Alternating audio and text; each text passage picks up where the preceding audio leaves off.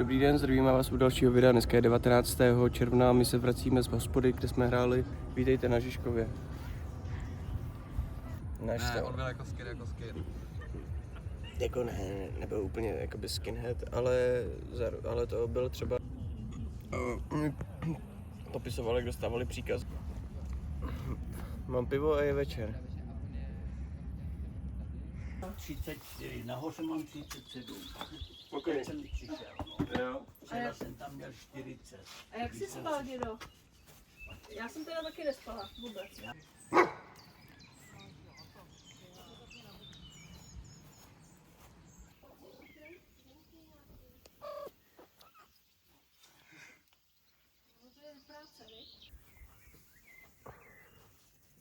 To byla kalba včera. Ale my jsme se ocitli tady uprostřed něčeho a musíme si natrhat nějaký lesní jahůdky. Tady máme, koukni.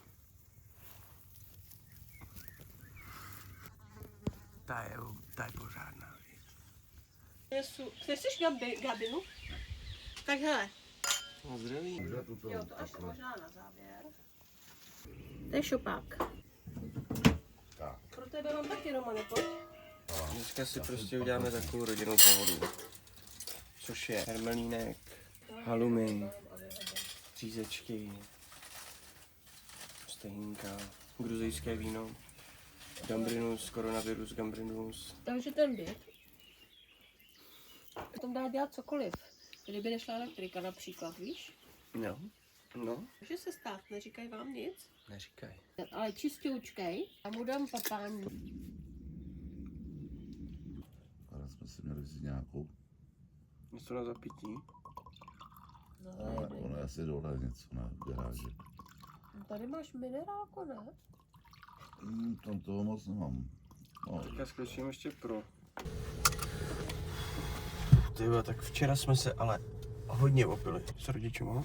Vychlastali jsme já 5 gábin, manželka s matkou 2 flašky vína a my všichni 4 dohromady flašku Jacka Danielse. Teď jsme přijeli do Prahy a jdeme do Hornbachu koupit hlavici na sprchu, protože ji máme rozbitou. Stále jsme v neděli, stále máme kocovinu, už máme nakoupeno v Hornbachu. Po tom vypraženém dni konečně začíná pršet, tak se rozhodujeme, ale jsme se spíš rozhodli, že se budeme podívat do bazénu Podolí. Plavecký stadion. Plavecký stadion Podolí.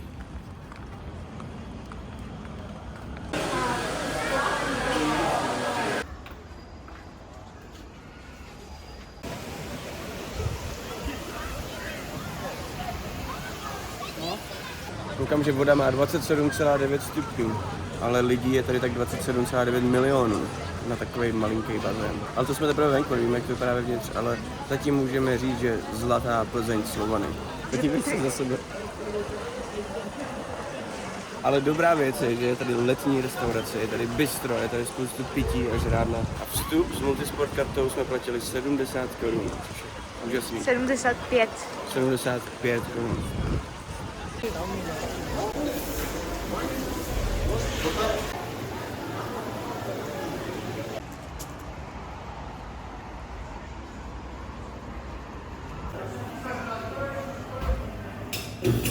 Ahoj, zrovna se nacházíme v Tempo Clubhouse. Přestaň.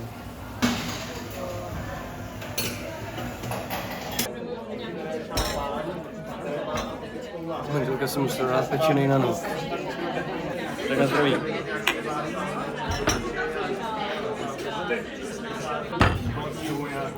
Výborná přednarozeninová Plzeň, kterou jsme si dali v Tempo Clubhouse. Zítra slavíme narozeniny, takže to bude velkolepý. Tam si asi 2 piva. Všichni. Poslali jsme tam 2 plzínky, jsme připravení na to se uvelebit doma v postýlce. A zítřejší úterní den může krásně začít. Oranžová, tlustá, spokojená. Dobrý den. Tak dneska jsme na prvním pivu na hradbách u Albertova. Dneska mám narozeniny a jdu si dát své první narozeninové pivo. Zatím doteď to bylo výborný. Vrátil jsem se z thajské masáži, kterou tady mají v Praze. Už se nemůžu dočkat na pivo. Tak na zdraví. Může se s váma na pivo?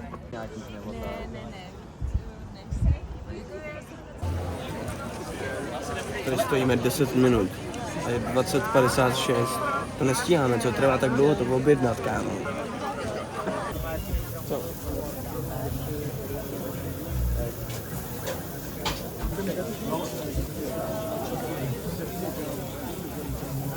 To je nejhorší oběk, co se snad kdy vyrobil, omlouvám se. Tak se omlouvám. No, já mi to nedám. Ne. Já mi to nebylo zítra na sítích. Hej, to mohlo dopadnout úplně jinak. Jsme to nemuseli objednávat tu klobásu, jsme si mohli říct. Kalbičku jsme dokončili, oslavili jsme narozeniny, ale teď musíme dopít poslední pivka, vrátit skleničky, aby nám vrátili 50 korun jako zálohu za kelímek. Bohužel k neštěstí životu jinému dnes někdo skočil pod koleje metra, tudíž je pro nás hodně těžké dostat se domů. Ale naštěstí, my jsme dostali dárek. Moravská hruška. Myslím si, že tohle je finální verdikt, který musíme využít, aby jsme si zkrátili chvíle čekání